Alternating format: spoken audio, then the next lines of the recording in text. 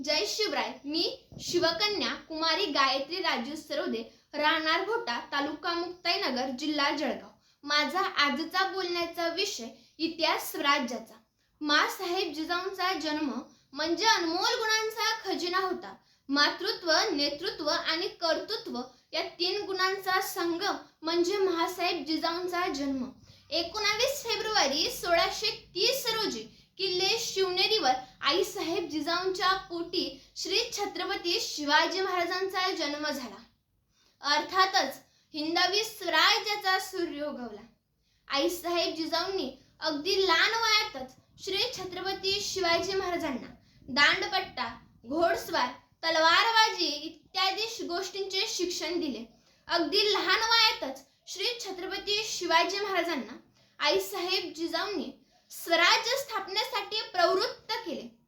लहान वयातच आईसाहेब जिजाऊंनी महाराजांना शेतकऱ्यांवर होणारे अन्याय, अत्याचार, शेतकऱ्याचे हाल, अपेष्टा या गोष्टींची वेळोवेळी जाणीव करून दिली. एवढेच नव्हे तर कठीण परिस्थितीमध्ये प्रत्येक क्षणाला आईसाहेब जिजाऊ महाराजांच्या पाठीशी खंबीरपणे उभे राहून त्यांना नेतृत्व करत होते. अहो 18 पगड जातीचे मावळे, कुठल्याही जाती धर्माचा भेदभाव न करता माझ्या राजाने वयाच्या 16व्या वर्षी तो किल्ले तोरणा जिंकला. होय, तेच वयाचं 16वं वर्ष. त्या 16व्या वर्षामध्ये तुमची आमचं मुलं 16वं वर्ष धोक्याचं म्हणतात. त्याच वेळी माझ्या राजाने येसाजी, कंकाजी, तानाजी, सूर्याजी अशा बलाढ्य वीरांना एकत्रित गोळा केलं व तो किल्ले तोरणा जिंकून हिंदवी स्वराज्याच्या स्थापनेस सुरुवात केली. अहो, वयाच्या अवघ्या 12व्या वर्षी ज्येष्ठ जगद्गुरु तुकाराम महाराजांनी माझ्या राजाला छत्रपती ही पदवी बहाल केली आणि तीच पदवी महाराजांनी काही क्षणामध्ये साक्षात उतरवली. छत्रपती शिवाजी महाराजांनी मित्र कसे केले? तानाजी, शिवाकाशी, बाजीप्रभू यांच्यासारखे मित्र. होय, हेच ते तानाजी मालुसरे की जे आपल्या स्वतःच्या मुलाचं लग्न बाजूला ठेवून किल्ले कोंढाण्याच्या मोहिमेवर निघून गेले. शिवाजी महाराज ना आपल्या मुलाच्या लग्नाच्या अक्षदा घेऊन आपल्या 80 वर्षाचे म्हातारे मामा शेलार मामा देखील संगतीला महाराजांसमोर गेले. महाराजांना झुकून मुजरा करतात आणि महाराजांना लग्नाच्या अक्षदा देऊ लागले. रायबाचं लगीन काढलंय बर का, लग्नाला या बर का.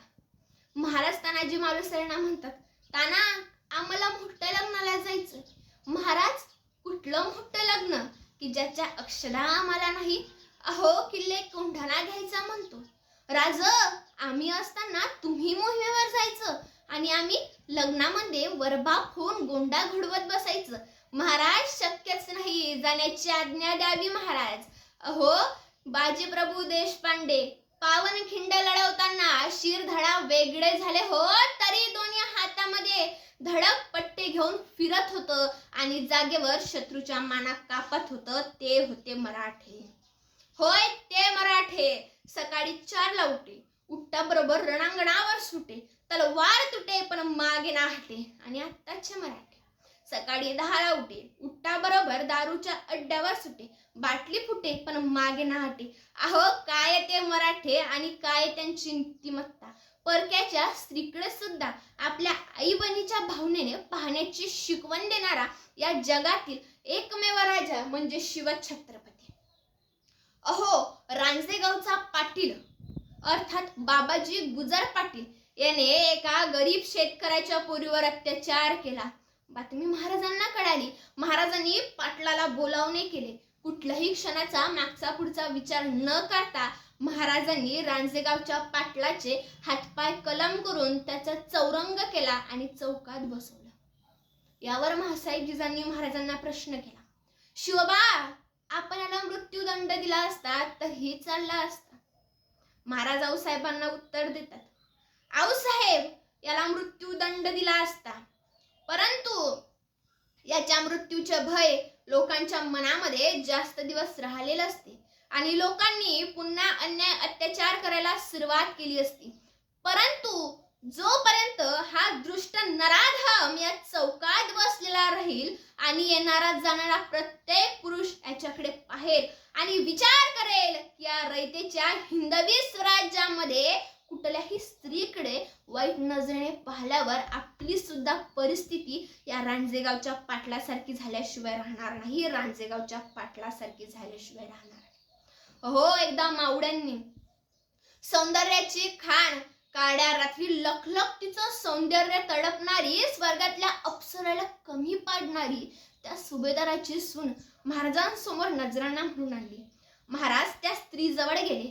त्या स्त्रीला म्हणतात, माते, खरंच किती सुंदर आहेस ग तुझं रूप.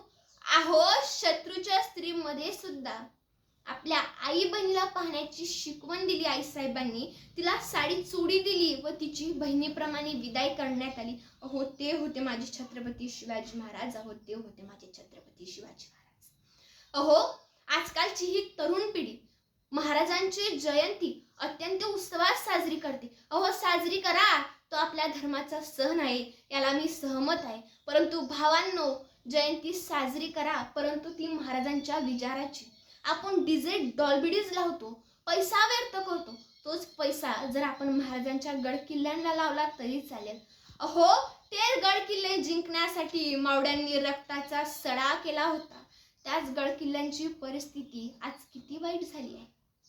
कुठे बुरुज ढासळला, कुठे तटबंदी ढासळली आणि पर्यटकांनी तिथे जाऊन नको नको ती परिस्थिती करून ठेवली आहे. अहो, जे गड किल्ले जिंकण्यासाठी मावड्यांनी रक्ताचा सडा केला, त्याच गड किल्ल्यांवर आज पर्यटकांनी दारूचा सडा करून ठेवला आहे. अहो, जरी आज महाराज आपल्यामध्ये नसले तरी त्यांचा वास त्या गड किल्ल्यांवर होतं. असं वाटतं भल्या पहाटे उठावं, त्या रायगडाच्या पायऱ्या चढाव्या, या अंतःकरणातून, या मनातून माझ्या राजाला साथ घालावी, म्हणावं, बोलावं, विचारावं, राज, कशी उचलली तुम्ही ही बलाढ्य तलवार. तुमचा सध्याचा हा मावळा साधा चहाचा हात त्यात कप धरताना सुद्धा त्याचा हात असा लखलख कापतो. राज, कशी सांभाळली तुम्ही एवढी ही प्रजा. तुमचा सध्याचा हा मावळा म्हणतो, आम्ही दोन, आमचे दोन, आमच्यामध्ये तयार होतो चौकोन, चौकोनातले जातात दोन, उरलेल्यांना आधार कोण. अशी कठीण परिस्थिती या महाराष्ट्राची झाली आहे, अशी कठीण परिस्थिती या महाराष्ट्राची झाली. अहो, स्वतःला शिवभक्त म्हणून घेतो ना, आपला शिवभक्त केव्हा जागा होतो? 19 फेब्रुवारी 10 दिवसावर येऊन ठेपते तेव्हा. आपल्या गडामध्ये भगविशाल घेऊन फिरणं, कपाडे चंद्रकोर लावणं, बाकी 365 दिवस आपले कुठं जातात? अहो, खरा शिवभक्त असावा कसा? खरा शिवभक्त तो कधी आपल्या बापाला 4 चौघामध्ये खाली पाहू देणार नाही. खरा शिवभक्त तो कधी आपल्या आईच्या डोळ्यामध्ये अश्रू येऊ देणार नाही. खरा शिवभक्त तो परस्त्रीला आपल्या बहिणी समान मानणारा. खरा शिवभक्त तो जो महाराजांचे विचार डोक्यात घेऊन जपणारा, त्याला साक्षात उतरवणारा. व खरा शिवभक्त तो कधीच कुठल्याही व्यसनाला बळी जात नाही. हो, राजांच्या जयंतीला डीजे लावून, डॉल्बिडीज लावून दारू पितो. हो, माझ्या राजाला सुपारीच्या खांडाचं देखील व्यसन नव्हतं. हो, आणि आपण त्यांच्या जयंतीला दारू पितो. भावांनो, महाराजांची जयंती साजरी करा, परंतु ती त्यांच्या विचारांची करा. हो, दारू डीजे पिऊन कृपया आपलंच तब्येतीला हानी पोहोचवू नका, एवढीच आपणा सर्वांना विनंती आहे. धन्यवाद. जय शिवराय.